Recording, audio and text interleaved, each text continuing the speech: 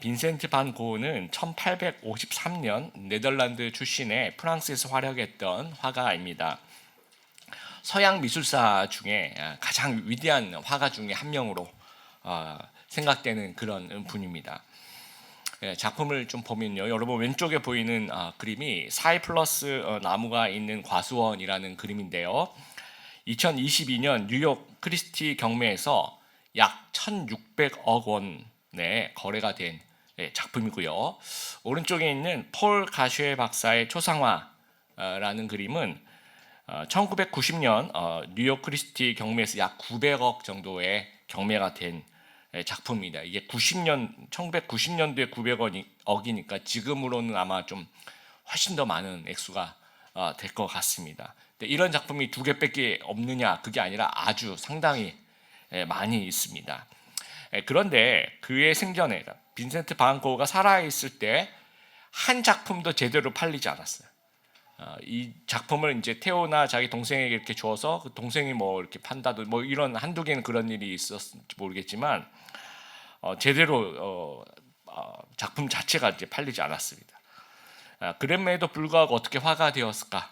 또 900점 이상의 작품을 만든 걸로 아는데 그 900점을 어떻게 이 사람이 이제 그릴 수 있었게 되었을까라는 것 한번 생각해 보았으면 좋겠습니다. 빈센트 반 고흐는 독일 개혁교회 목사의 아들로 6남매 가운데 장남으로 태어났습니다. 원래 꿈은 할아버지, 아버지를 따라서 이제 성직자가 되려고 했는데 번번이 신학대학에 이제 낙방을 입학이 안 되는 거죠. 아마도 그의 기질적인 부분과 또 이제 성격적인 부분에 있어서 좀 그런 것과 잘 안 맞았던 것 같습니다. 그래서 방황하던 빈센트에게 정식 화가가 되기를 결심하도록 도와준 사람이 4살 동생인 테오 반 고흐입니다. 그래서 27살 때 화가로서 이제 첫 발돋움을 하게 됩니다. 테오는 형의 재능을 일찍이 알아봤고요. 어려운 그 환경 속에서 계속 그림을 그릴 수 있도록 이제 아낌없이 지원을 합니다. 그래서 자기 월급의 3분의 1을 형에게 줍니다. 그래서 이제 생활비를 쓰고 미술 재료를 좀 살 수 있도록 그렇게 배려를 합니다. 아주 든든한 조력자가 되고요. 또 이제 형 빈센트가 이제 그림을 그리다가 좌절하고 또 절망할 때 옆에서 늘 용기를 주고 또 때로는 이제 충고를 해주고 그래서 빈센트가 이제 900통 이상의 편지를 쓴 걸로 유명해서 책도 나오고요. 그 중에서 650통 이상 이제 테오에게 보내는 그런 편지라고 합니다. 그래서 테오가 자기 아들을 형의 이름을 따서 이제 빈센트라고 그렇게 짓기도 하고요. 테오가 죽었을 때 보통 이제 죽으면 뭐 부부끼리 나란히 이렇게 묘를 하는데 테오의 아내가 형 빈센트 묘 바로 옆에다가 이제 나란히 지금 프랑스의 어느 장소에 가면 이제 묘 옆에 나란히 이렇게 묻혀져 있습니다. 테오가 없었다면 900점이 넘는 그림을 그릴 수가 없었을 것입니다. 그리고 후대에 길이 빛날 화가가 되지 못하였을 것입니다. 물론 이제 빈센트 반 고흐는 당대에는 알려진 화가 아니었을지 몰라도 테오와 같은 든든한 조력자와 함께 그런 동행만으로 어떤 면에서는 이미 성공한 화가가 아니었을까 생각합니다. 우리가 누군가의 그 든든한 후원자가 된다는 것 참 소중하고 보람된 일입니다. 지난주에 보아스를 우리가 살펴보면서 헤세드가 충만한 사람들의 특징 3가지, 어른이 되어주는 삶, 또 치유자가 되어주는 삶, 또 축복의 통로가 되어주는 삶에 대해서 말씀을 드렸습니다. 그래서 이어서 오늘 본문에서 나머지 2가지 특징을 좀 같이 한번 살펴보았으면 좋겠습니다. 4번째죠. 지난 시간에 이어서 헤세드가 충만한 사람은 환대를 베푸는 삶을 살게 됩니다. 이 환대란 말이 영어로 hospitality입니다. 여기서 파생된 단어가 호텔이고요. 또 병원을 뭐라고 합니까? 호스피탈이라고 얘기하죠. 그래서 다 이제 호스피탈리티에서 연관되고 파생되었다라고 합니다. 그러니까 환대는 쉼과 회복과 치료를 가져온다는 그런 의미를 우리가 이해할 수 있을 것 같습니다. 보아스는 룻을 환대하는데 보아스의 환대에 3가지 특징이 있어요. 첫 번째는 은혜고, 두 번째는 세심한 배려, 세 번째는 풍성함인데요. 첫 번째부터 보면요, 보아스의 그 환대의 특징 은혜입니다. 몇 주 전에 제가 보여드린 적이 있는 그 밀레의 추수 중의 휴식이라는 그런 작품인데요. 뒤쪽에 건초더미가 가득 쌓여 있는 추수하는 벌판에 일꾼들이 모여서 식사를 하고 있습니다. 왼쪽에 있는 그 모자를 쓴 한 남자는 다른 일꾼들보다도 옷이 좀 더 다르죠. 그리고 잘 입었습니다. 아마도 주인인 것 같아요. 누군가를 데려왔습니다. 앉아 있는 일꾼들 여러분 표정을 보시면 다들 굉장히 놀란 표정입니다. 그리고 쳐다보죠, 그쪽을. 여기는 일꾼들이 식사하는 자리인데 저 사람은 누구지? 그럼 아주 놀란 표정으로 쳐다보고 있고요. 왼쪽의 여인은 일꾼의 복장이 아니죠. 이렇게 단을 이렇게 줍고 이렇게 안고 있는 거 보니까, 이삭을 이렇게 안고 있는 거 보니까 이삭 죽기를 한 모양입니다. 굉장히 내가 낄 자리가 아니다라는 그런 모습으로 상당히 쑥스러워하는 모습을 볼 수가 있습니다. 그래서 밀레가 아마도 14절을 배경으로 해서 보아스의 식사 초대를 18세기에 맞게 그린 그림이 아니었을까라고 이제 다들 생각을 합니다. 그래서 14절의 모습, 우리가 방금 읽었던 그 14절의 모습이 이 그림하고 거의 비슷할 것이다 라고 생각합니다. 그래서 환대는 낯선 이에게 자리를 내어주는 거죠. 식사의 자리는 일꾼들을 위한 자리입니다. 룻은 일꾼이 아니죠. 룻이 보아스의 추수를 위해서 한 일은 전혀 없습니다. 보아스의 초대는 아무 한 일 없는 룻을 일꾼 중 하나로 인정해 준다는 그런 의미라는 거죠. 이것이 은혜라는 겁니다. 받을 자격이 없는 자에게 베풀어주는 호의, 이것이 은혜라는 겁니다. 14절에 보아스가 이제 룻에게 음식을 주는데요. 처음에 이제 빵을, 여기는 떡이라고 되어 있는데 우리 개역 개정에 떡이라고 되어 있는 것은 다 여러분 빵이라고 바꿔서 생각하시면 될 것 같습니다. 빵이 등장해요. 드디어 떡. 베들레헴 빵집이었죠. 이 베들레헴에 이제는 빵이 등장합니다. 베들레헴에 빵이 있습니다. 그리고 빵을 어디다 찍어 먹습니까? 초에 찍으라라고 얘기했는데 이 초가 뭐냐? 히브리 말로는 호메츠라고 하는데 영어 성경에는 와인 빈네거라고 해서 두 가지 의견들이 있더라고요. 첫 번째 의견은 이제 성경학자들이 이거는 소스다, 찍어 먹는 소스. 그래서 우리 이탈리아 레스토랑 가면 여러분 그 식전빵이 먼저 나오면서 그 발사믹 식초 같은 것에다 좀 찍어 먹게 되죠. 아마 그런 것일 거다라고 생각하는 학자들의 의견이 하나 있고요. 또 하나는요, 신포도주에 다른 재료를 섞어서 만드는 시원하고 상큼한 음료다라고 생각하는 거죠. 로마 시대 로마 군인들의 그 포스카라고 여러분 들어보셨나요? 로마 군인의 게토르에라고 얘기하는데 와인에다가 식초를 섞고 거기다 또 다른 재료들을 좀 섞어서 이제 뭐 막 다니면서 이렇게 마시면 힘이 나는 그런 음료를 얘기하는데 뭐 의견들이 많이 있습니다. 이거다 하는데 둘 다 저는 맞는 것 같고요. 후자에 조금 더 가깝지 않을까 개인적으로는 그렇게 생각합니다. 거기다 이제 찍어 먹었다라는 거. 그리고 볶은 곡식, 이것은요 모든 이스라엘 백성이 그 당시 즐겨 먹는 음식입니다. 빵도 빵이지만 곡식을 이렇게 볶아서 같이 먹는 아주 간편하기도 하면서 요기하기에 안성맞춤인 겁니다. 그래서 룻은 제대로 된 식사를 제공받고 있다라는 거예요. 룻이 이렇게 음식을 먹을 자격이 없습니다. 이게 은혜라는 거죠. 그러니까 환대는 은혜의 심정에서 출발하고 있다라는 거예요. 그리고 보아스의 환대의 특징은요, 두 번째가 이제 세심한 배려인데요. 보아스는 룻에게 이삭을 많이 주게 하고 싶은 거죠. 그래서 근데 사람들 보는 데서 이제 단을 갖다가 이렇게 이미 쌓여진 단을 이렇게 주면 아무래도 좀 다른 사람 보는 눈도 있고 개인적으로 좀 자존심이 상할 수도 있겠죠. 이분들이 이제 이삭을 주러 온 거지 뭔가 이렇게 기부를 받거나 이제 그렇게 하기 위해서 온 것은 아니니까요. 그래서 15절에 보면 룻이 이삭을 주러 일어날 때 보아스가 이렇게 명령하죠. 자기 소년들에게 명령하여 이르되 그에게 곡식단 사이에서 죽게 하고 책망하지 말며라고 얘기합니다.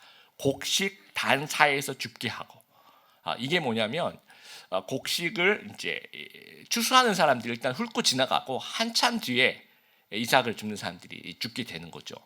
그런데 그 곡식과 곡식단 사이에 이제 죽게 되면 굉장히 가까이에서 죽으란 얘기예요. 그러면 다른 사람에 비해서 많이 죽을 수가 있는 겁니다. 그리고 16절에 그를 위하여 곡식다발에서 조금씩 뽑아버려서 그에게 죽게 하고 꾸짖지 말라 하니라.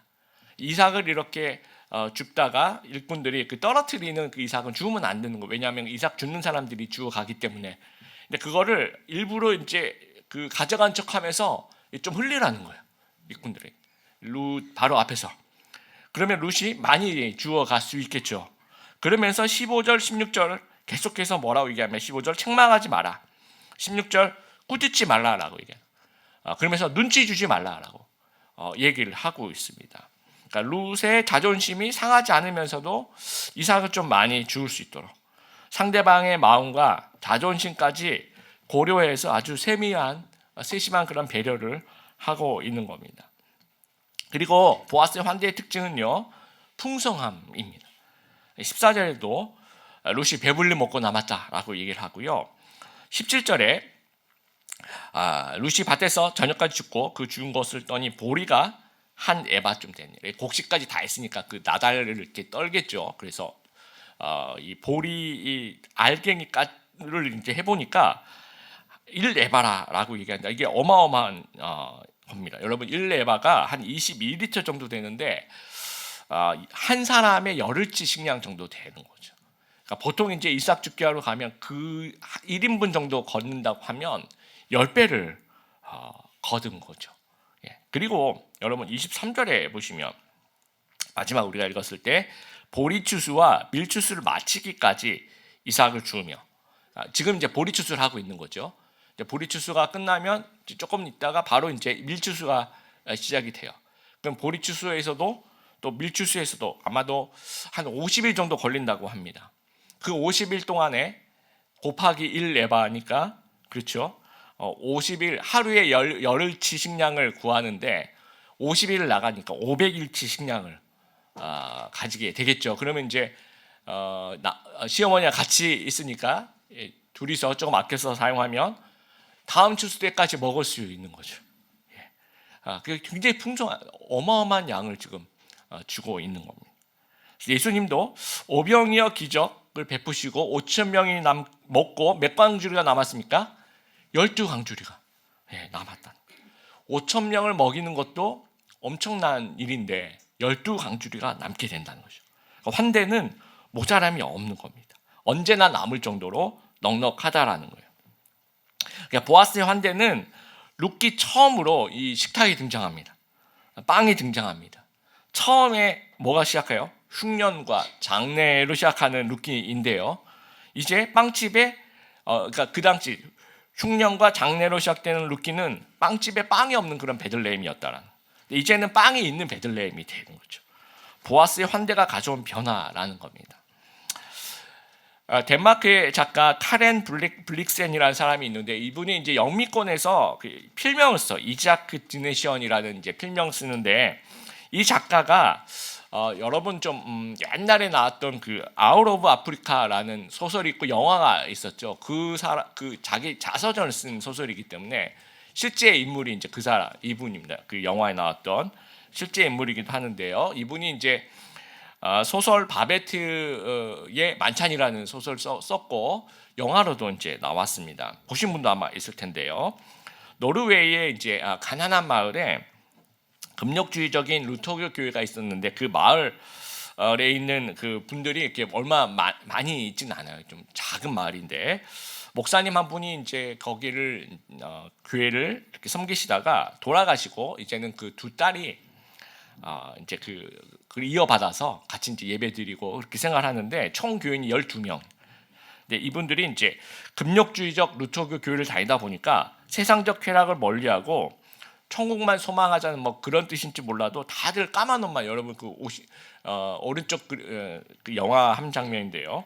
보시면 이제 다들 이렇게 까만 옷만 입고 평소에는 그렇게 밥도 제대로 안 먹고 묽은 죽만 먹고 그 목사님의 그 두 딸은 이제 독신으로 계속해서 살아가고 있습니다.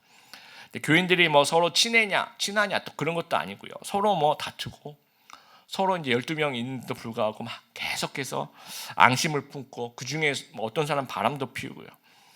10년 넘게 말을 하지 않고 지내는 그런 노인들도 많고요.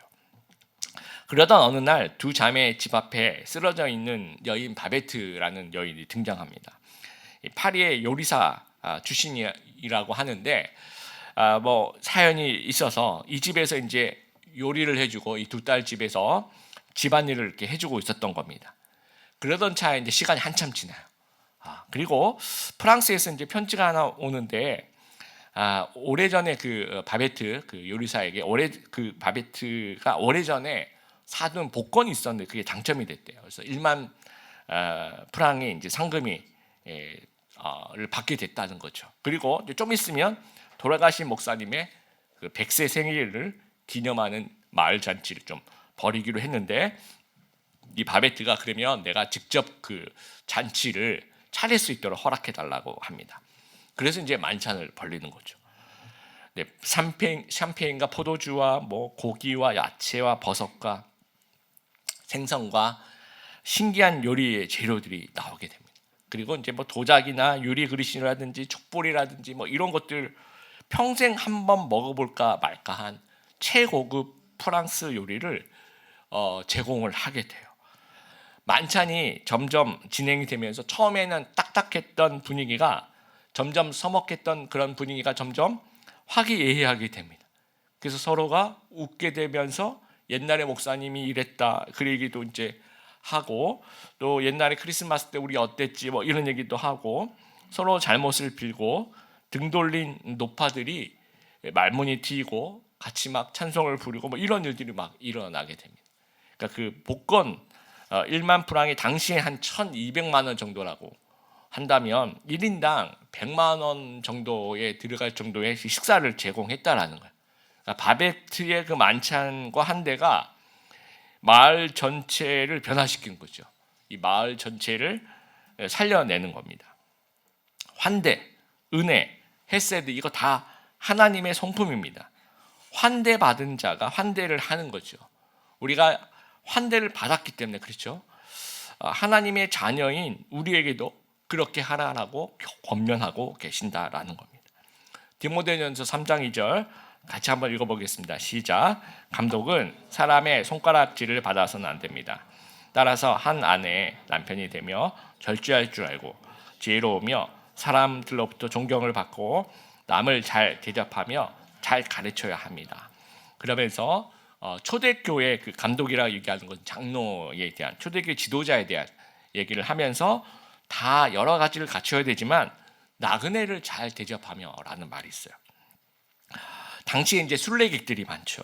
어려운 또 시절입니다. 그래서 환대를 통해서 하나님께 나아가는 다리 역할을 감당할 수가 있다라는 거예요. 그래서 환대의 마음은 크리스찬의 필수 덕목이고 지도자의 또 필수 덕목이라고 생각합니다. 현대 교회의 중요한 특징이 여러 가지가 있지만 그 중에 하나는 유동성이라고 얘기하는 거죠. 모빌리티. 전 세계적으로 사람들이 계속해서 이제 움직이고 있는 겁니다. 앞으로도 우리도 마찬가지고 앞으로도 내가 오랫동안 함께 할 사람들만 잘해줄 거야라고 생각하면 이제 자꾸 이동한다는 거예요, 사람들이. 그래서 이 현대 교회의 중요한 덕목 중에 하나가 이 환대라는. 그럼에도 불구하고 내가 이 모빌리티 사람들이 자꾸 움직이지만 그럼에도 불구하고 내가 나랑 함께 오래 있을 사람만 좋아하고 그렇지 않은 사람 내가 안 그럴 거야라는 것이 아니라 그렇지 않음에도 불구하고 전혀 그런 거 상관없이 열린 마음으로 이제 대해주는 그 마음이 현대교회 되게 중요하다라는 겁니다. 그래서 환대를 통해서 하나님 나라가 좀 세워지고 확장될 수 있다라는 겁니다. 사도행전 20장 35절에 보면 예수님의 말씀을 인용하면서 주는 것이 받는 것보다 복이 있다라고 이야기를 합니다. 그래서 이 보아스처럼 우리도 은혜와 배려, 풍성함으로 환대를 베푸는 그런 헬세드의 사람이 되었으면 좋겠습니다. 그래서 우리가 다 이렇게 전치를 벌리고 막 그럴 수는 없겠지만 내가 할 수 있는 것이 있을 거예요. 아주 작은 것도 괜찮습니다. 아주 작은 것도 시작하면서 환대의 마음으로 좀 살아갈 수 있는 저희들이 되었으면 좋겠습니다. 마지막 5번째인데요. 헤세드가 충만한 사람은 누군가를 다시 꿈꾸게 하는 삶을 살 수가 있습니다. 18절에 룻이 오늘 받은 것을 나오미에게 보여주죠. 그럼 뭘 보여줄까요? 한 에바의 곡식, 그 다음에 음식들, 먹고 남은 그 음식들을 보여줍니다. 그랬더니 19절에 나오미는 이 연륜에서 오는 경험이 있어요. 이 상황을 파악하는 겁니다. 이거는 누군가의 환대가 아니면 일어날 수 없는 일이라는 것을 알게 되는 거죠. 이거는 그냥 내가 가서 줄 수 있는 분량이 아니라는 겁니다. 그래서 얘기를 들어보니까 이제 보아스에 대한 얘기를 듣게 되죠. 그래서 이제 뭐라고 얘기합니까? 보아스는 20절에 우리의 기업 물을 자다. 히브리 말로 이제 고엘이라고 하는데요. 대신 갚아주는 사람. 그래서 우리 개역 개정에는 기업 물을 자라고 되어 있는데 쉬운 성경을 그걸 풀어서 설명을 하고, 쉬운 성경에 뭐라고 되어 있냐면 우리 가족의 땅을 사서 되돌려 줄 수 있는 사람이라고 되어 있습니다. 고대 히브리 사회는 가족 친지들을 중심으로 한 혈연 공동체 사회입니다. 그러니까 가족과 친족의 어려움이 생기면, 그래서 혹시 스스로 해결하지 못하면 혈연 공동체가 같이 해결해 주는 그런 개념이라는 거죠. 그래서 기업을 물은다. 이 고엘의 범위가 아주 넓습니다. 한 5가지 정도 크게 본다면, 첫 번째는 땅인데요.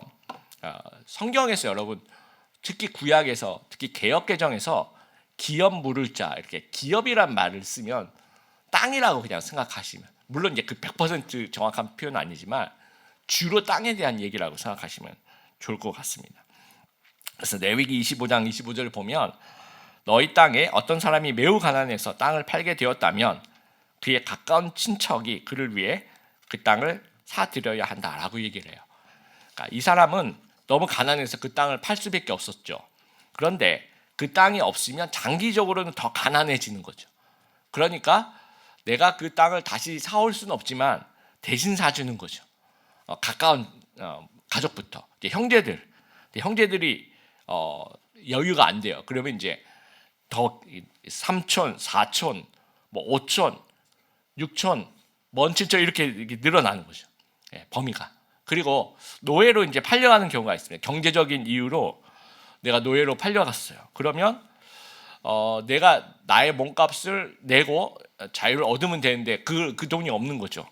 그렇게 됐을 때 또 이 기업물을 고엘의 이제 범위가 생겨나는 겁니다. 대신 몸값을 지불하고 자유케 해주는데 그것이 이제 형제들이 하거나 3천, 4천, 5천, 6 이렇게 가는 겁니다.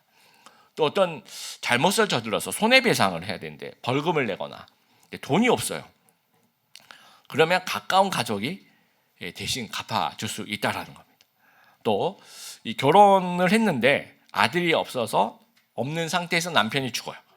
그러면 전에 말씀드린 것처럼 형사치수제라든지 뭐 수혼이라고도 얘기하고 계대결혼이라고도 얘기하는데 그 형제들 중에서 그 형수님과 그렇죠 결혼해서 아이가 대를 이을 수 있도록 그렇게 하는 그런 어떤 그 다음에 5번째는 피해 보수자라고 해서 누군가에게 살해되었을 때 가장 가까운 친족이 이제 복수를 해야 주어야 할 그런 부분에 대한 이야기를 하고 있습니다.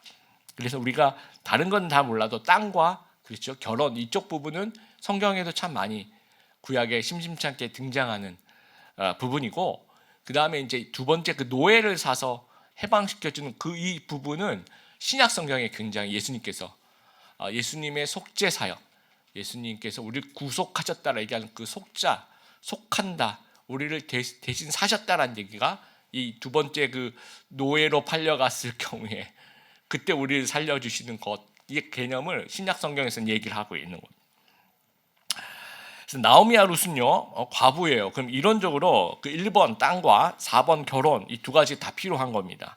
근데 죽은 남편의 뒤를 이을 자손과 그렇죠 그리고 처분했었던 가문의 땅을 다시 찾아줄 사람이 필요한 거예요.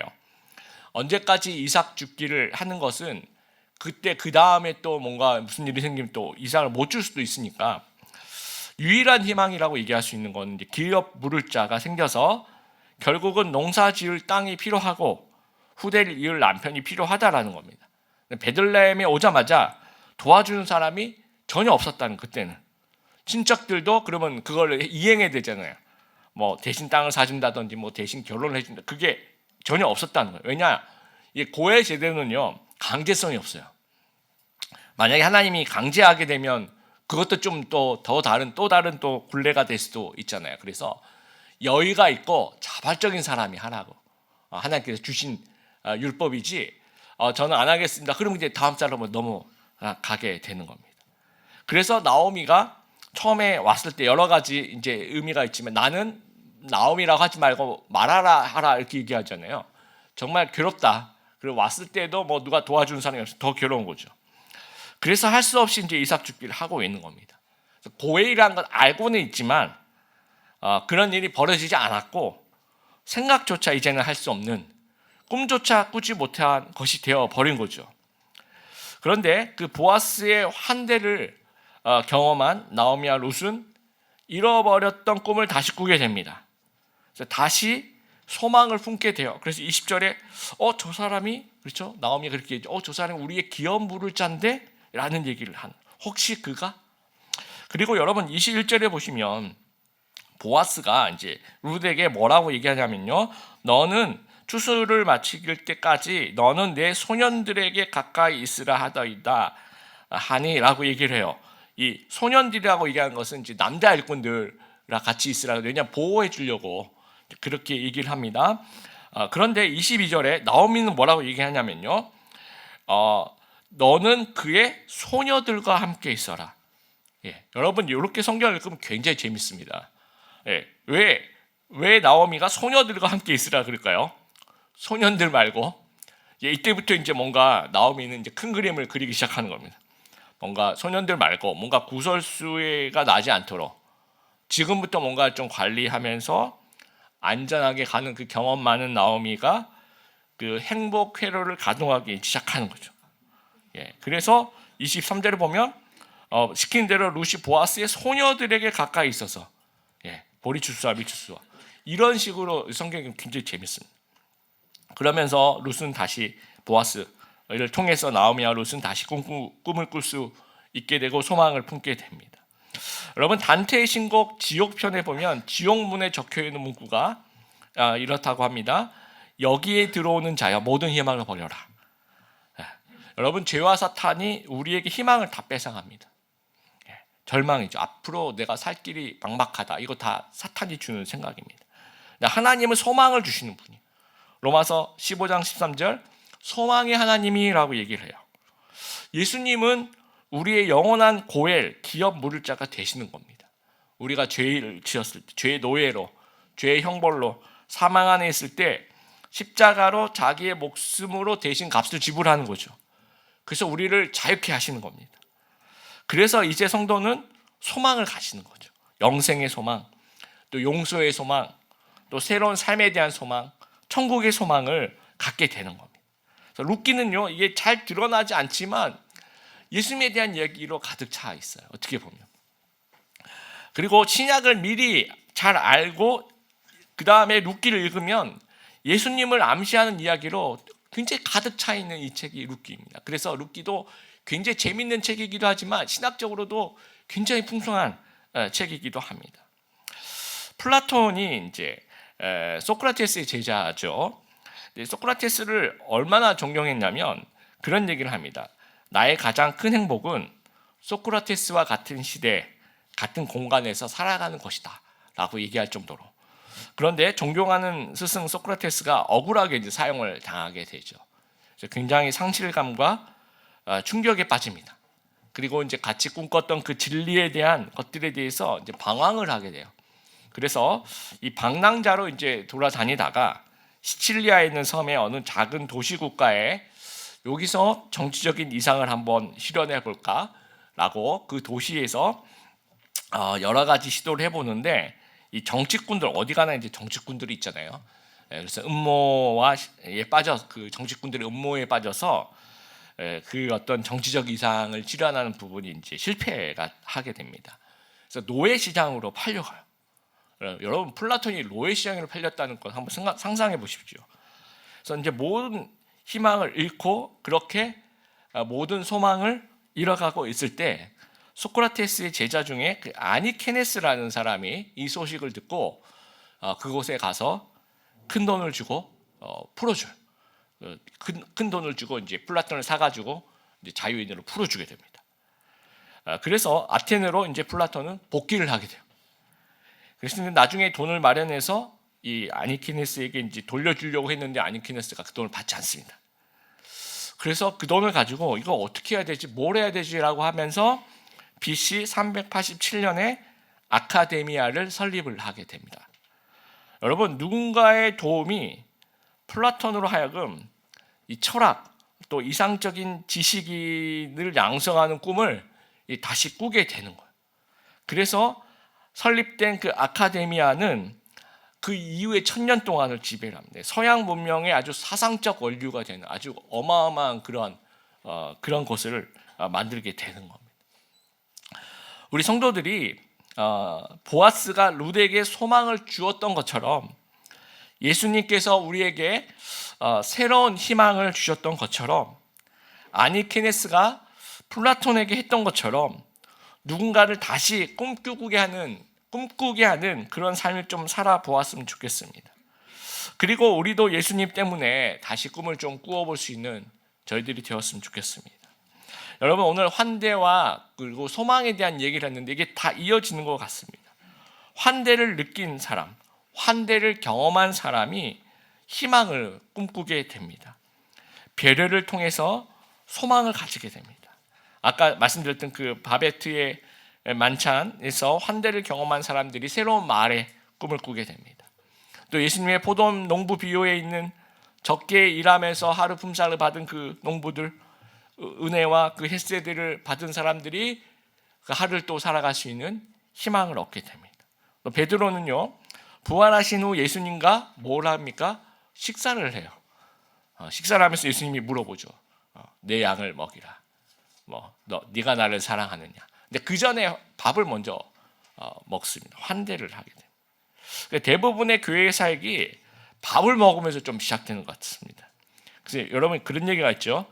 역사는 밤에 이루어진다라고 하는데, 저는 교회에서는 역사는 밥에 이루어진다, 역사는 밥으로 이루어진다, 그렇게도 생각할 수 있지 않을까 생각합니다. 그래서 우리 서번트에서도 그렇죠. 우리 일부 예배에 참석하신 우리 집사님들 평소에도 그렇고 또 우리 만났을 때마다 서로 식사하면서 좀 같이 뭔가를 좀 꿈꿀 수 있었으면 좋겠고요.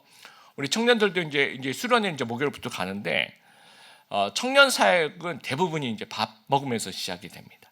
수련회에서 같이 식사하시면서 다시 청년의 부활을 좀 꿈꿀 수 있는 저희들이 되었으면 좋겠습니다. 말씀 마무리합니다. 헤세드가 좀 충만한 보아스 같은 그런 사람들 다 되시길 바랍니다. 그래서 5가지 지난주부터 어른이 되어주는 삶과 또 상처 입은 치유자가 되고 축복의 통로가 되고 또 환대를 베푸는 삶을 살고 또 누군가로 하여금 다시 꿈꾸게 하는 삶을 살아가게 하는 귀한 하나님의 백성들 다 되시기를 주님의 이름으로 축복합니다.